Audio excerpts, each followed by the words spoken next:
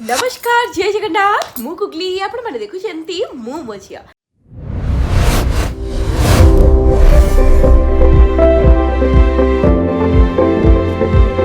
तो फ्रेंड्स आज टॉपिक टा बहुत इंपोर्टेंट टॉपिक, बहुत खास टॉपिक और बहुत इंटरेस्टिंग टॉपिक। ठीक अच्छे तो आज आम वीडियो रे जानिबा बाहर जेते जोरे खरा गरम होउची सेइथिरे बड़ लोक होंतु कि छोट छुआ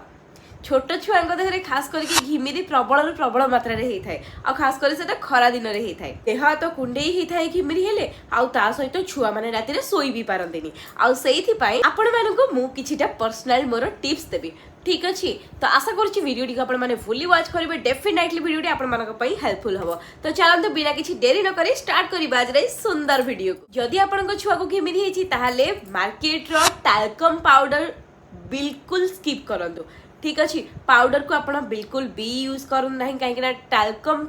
जो आमर नॉर्मल जो पाउडर आसे से टाल्कम मिसिकी थाए जोटा कि बॉडी पाई बिल्कुल भी भल नुहे खास कर कैंसर सृष्टि करे थाए से पाउडर रे जोटा कि आपण माने साइड रे देखि पारुथिबे। ठीक अच्छे तो रिसर्च रू जଣା पड़छि कि टाल्कम पाउडर बिल्कुल भी देह पाई भल नुहे आ खास कर जो माने तो डर्मिकूल ए सब लगाउछंती तो मु कोनोसी कंपनी ना नेबे बस कहूची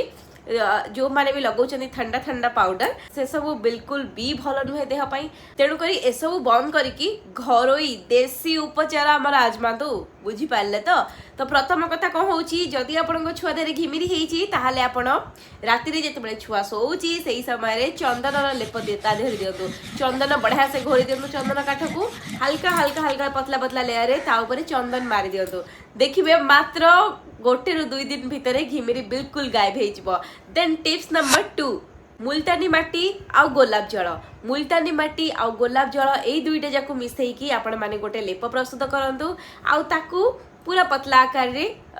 से घिमिरी जगह रे लगे नियंतु 10 मिनिट परे ताकू आपण बहुत बढ़िया भाव पोछि नियंतु। तो एटा कोन करि थाए ना बॉडी रे हमर जो झाळ बाहरी थाए से झाळटा को से शोषि देई थाए तो झाळ बाहरी को देई न थाए आ सेहिति पई घिमिरी बाहरीबार मात्रा बहुत मात्रा रे कमी जाई थाए। काले प्रत्येक घरे घरे घी कुआरी गछ अछि जो मानकर भी नाही ताहले मार्केट रे यूज करि परिबे बट जदी अछि ताहले घी कुआरी को ऊपर रू काटी दियंतु तार पूरा जेली टाको जोटा को सेटा को हल्का हल्का हल्का हल्का तार देह रे लगेई नियंतु घिमिरी जगह रे। ठीक अच्छे आपण गाधेइबार अध घंटे कि 2-3 घंटा पूर्व भी लगे पारिबे नाइ तो छुआ राति रे सोइला बेल को भी लगेकी सोई पारिबे आ एटा बहुत जल्दी बॉडी रे एब्जॉर्ब करि जाई थाए तो एथिरे डरिबार बिल्कुल भी चांस नहीं आ बहुत सेफ भी हेई थाए। ठीक अच्छे तो यहीटा लगेवा द्वारा कौन होता है ना बॉडी रे जो दाना दाना हो जाए नाली नाली रंग होगी तो से नाली पड़ाटा को एलोवेरा जेल बिल्कुल कमे दी थाए। ठीक अच्छे पिला को बेसी हेवी कपड़ा बिल्कुल भी पिंधतुनी गोटे पतला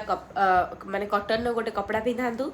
तापरे छोट छुआ एटलिस्ट दिन को 2 थर आपण माने जदी न गाधेई पारुचंदी से माने को ठंडा हवार चांसेस रहउची ताहले आपण उषुम पानी टिके करि दियंतु उषुम पानी करिकि ताको भल भाबरे चिपुडी दियंतु चिपुडी की सेई टावले तांको देह को दिन को 2 थर पोछि दियंतु। ठीक अच्छे जदि आपण छुआ 6 मास रु बड़ अछि ताहले ताको प्रचुर मात्रा रे पानी दियंतु लिक्विड जिंस दियंतु फल जूस दियंतु जेमिति कि शरीर रे पानी रो बिल्कुल भी अभाव न रहिबो बॉडी बिल्कुल हाइड्रेट रहिबो ना कि डिहाइड्रेट। किछि माँ माने एमिति अछंदी जो माने कि खरा वर्षा शीत सब बेले छुआ देहरे तेल को मालिश करंदी बट मने रखि थांतु खरा दिने तेल को बार बार लगेबा पई छुआ देहरे बिल्कुल ए जिंसटा को बारण करंतु काहेकि ना अधिक मात्रा रे तेल लगे कि पूरा घसीबा द्वारा छोट छोट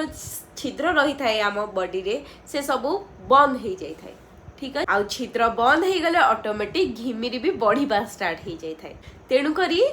खास करी गरम दिन रे तेलर व्यवहार कम करंतु नाइ जदि आपण माने तेल लगाउछनी ताहले रंधा नडिया तेल अल्प टिके लगेई पारिबे सेटा बॉडी को ठंडा रखि थाए। तेबे आशा करूछि आज रे टिप्स गुडी को आपण मानक पई निहाती भाबरे हेल्पफुल हेइथिबो। आपण माने घिमिरी हेले आपण मानक छुआ कोन करंदी जदि आपण पाउडर यूज करूथिले मते कमेंट सेक्शन रे जणाइबे त कोन करंदी। ठीक अछि तो